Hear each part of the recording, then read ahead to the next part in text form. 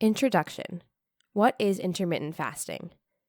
Intermittent fasting can be described as alternating intervals of feeding periods and not eating, fasting period.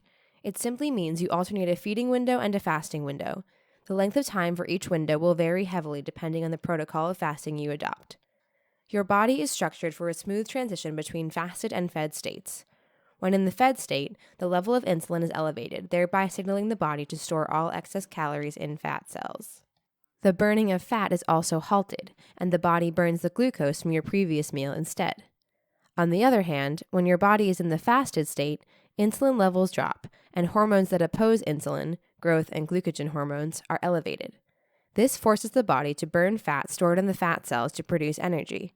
This simply means burning fat can only happen when the body is in the fasted state and store more fat when in the fed state. The moment you begin eating, your body enters into the fed state for the next 3 to 5 hours that works on the food you consume. The level of insulin in your body rises significantly, thereby shutting off fat burning and storing the excess calories.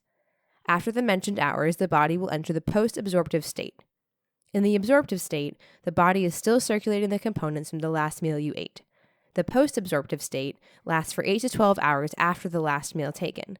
It takes 12 hours for your body to go into the fasted state fully. The idea behind intermittent fasting is eating ad libitum when the feeding window opens, and when the fasting window starts, you avoid drinking or eating stuff with caloric value, but tea or coffee sweetened with erythritol or stevia are allowed. What this means is eating to satiety without compromising your daily macronutrients level. You might be new to the concept of intermittent fasting, but you have practiced a form of fasting before. The difference is that in most cases you fast haphazardly, i.e., you do not follow a structured fasting timetable, and for this reason you end up gaining no benefit. For example, sleeping can be described as a fasting window. When you are sleeping, you practice a fairly rigid period of fasting, which can last for 6 to 8 hours per night before you take your breakfast. This is the reason your first meal for the day is called break fast, breaking your overnight fast. By nature, intermittent fasting is intermittent and is no way remotely similar to anorexia. This is because IF is done for controlled periods, which are brief, whereas anorexia is an extreme caloric restriction sustained with the goal to lose fat extremely fast. One of the best examples of intermittent fasting is Ramadan, practiced for 4 weeks by Muslims.